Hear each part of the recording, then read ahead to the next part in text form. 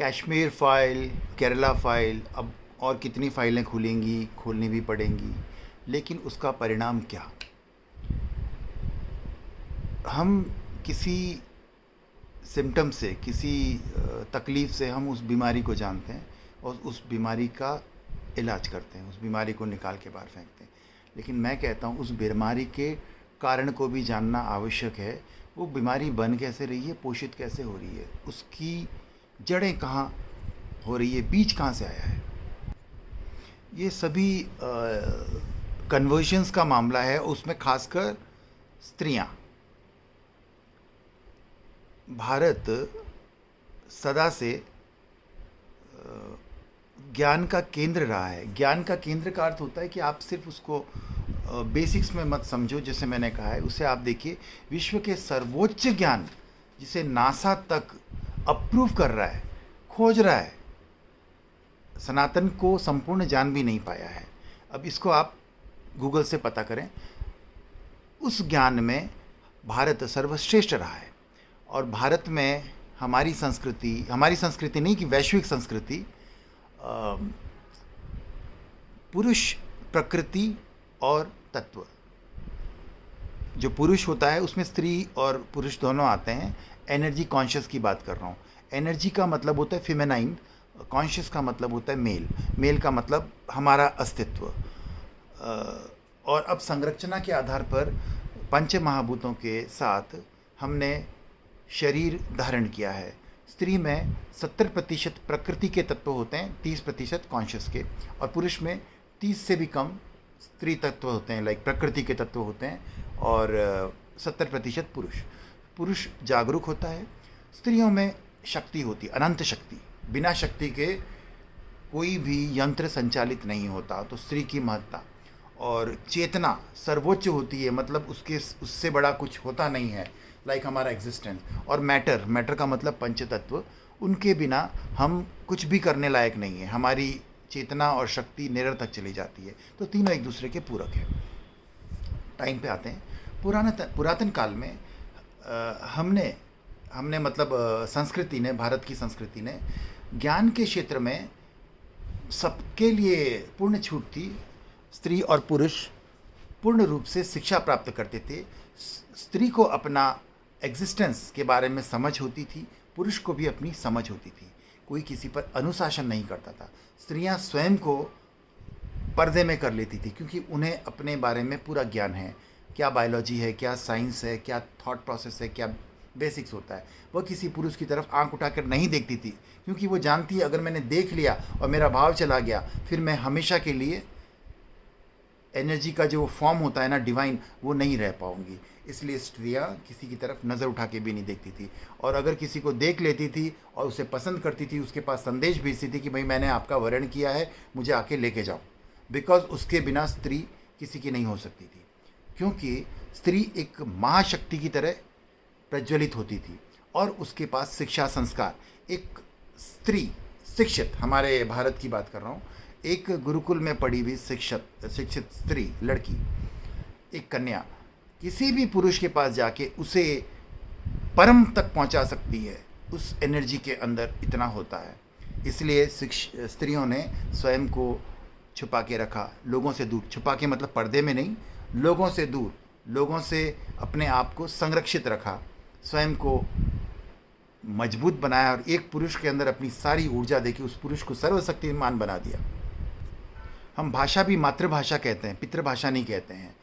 भाषा, संस्कृति, ये प्रत्येक वस्तु, प्रत्येक ज्ञान स्त्रियां अपने पुत्र, पति, भाई, सबको मॉरल रूप में मिलता है। स्त्री की अपनी एक गरिमा होती है। गरिमा मतलब सर्वश्रेष्ठ। हम एक मिठाई भी होती है साधारण सी, उस पर भी हम कवर करते हैं, कपड़े को, थाली को छुपा के रखते हैं, मक्खियाँ ना लग जाए।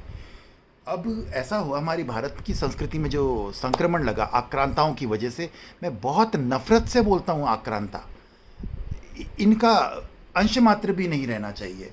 आक्रांता का मतलब व्यक्ति नहीं, मानसिकता है।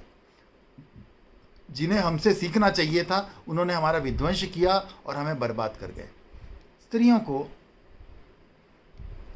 आक्रांताओं ने आक्रांता कभी भी आता, लुटेरा कभी भी आएगा भारत में या विश्व में कहीं भी, उसके पास चार चीज़ें होती है लूटने के लिए: विप्र, धेनु, धन, नारी। विप्र का अर्थ होता है ज्ञानी। ज्ञानियों को चुराते हैं हमारे यहाँ से या कहीं भी, ज्ञानियों को चुराकर अपने बारे में महिमा मंडन कराते हैं गन पॉइंट पे, क्योंकि ज्ञानी व्यक्ति बहुत शक्तिशाली नहीं होता, उससे अपनी महिमा मंडन कराते हैं। धेनु का मतलब होता है पशु, पशुओं का संहार करते हैं। धन तो लेते ही हैं, सब कुछ लूटते हैं। और नारी सबसे इंपॉर्टेंट चीज़ होती है, नारी ले जाते हैं। उससे, नारी से इन वैशी, राक्षस, शैतान और बदसूरत दिखने वाले मुगलों ने पिछले सैकड़ों सालों से भारत की दिव्य कन्याओं को, सुंदरतम कन्याओं को ले जाकर अपना वंश सुधार लिया। आज पूरे गल्फ में देखेंगे आपको सुंदरता नजर आएगी, सब चीज़ चोरी हुई, भोजन बड़ा सुंदर नजर आएगा उनका, सब भारत का। वेशभूषा देखा जाए तो उनका, धन दौलत सब कुछ है। और आज भारत की दशा ऐसी हो गई है, सुंदरता भी दिखाई नहीं देती। और जो सुंदरता है, अब आप फिल्मों में देखेंगे या लड़कियों को देखेंगे आज की, मैंने अपने पहचान में ऐसा कुछ नहीं देखा कि कोई भी स्त्री अपने पुरुष को जागरूक कर रही है। लाइक उसके आने से घर में एक सौभाग्य, संस्कार, संपन्नता, दिव्यता प्रकट हुई, और यह व्यक्ति भी एक आम व्यक्ति से व्यक्तित्व का निर्माण कर रही है। ऐसा कुछ नहीं देखा, क्योंकि सब विनाश हो चुका है। इन लोगों ने पाश्चात्य संस्कृति, इन लोगों ने नहीं, पूरे विश्व में पाश्चात्य संस्कृति और शिक्षा को अपनाया। 700 सालों से हमारे भारत के नालंदा, तक्षशिला, इन विश्वविद्यालयों को समाप्त किया गया। हमारी संस्कृति के प्रैक्टिस बंद करा दी गई और हम लोगों को शून्य किया गया। एक समय था, पद्मावती या कोई भी रानियां अपने शरीर को स्पर्श भी करने नहीं देना चाहती थी, और उस स्पर्श से बचने के लिए उन्होंने अपनी बलि दी, आत्मदाह किया, सती बनी।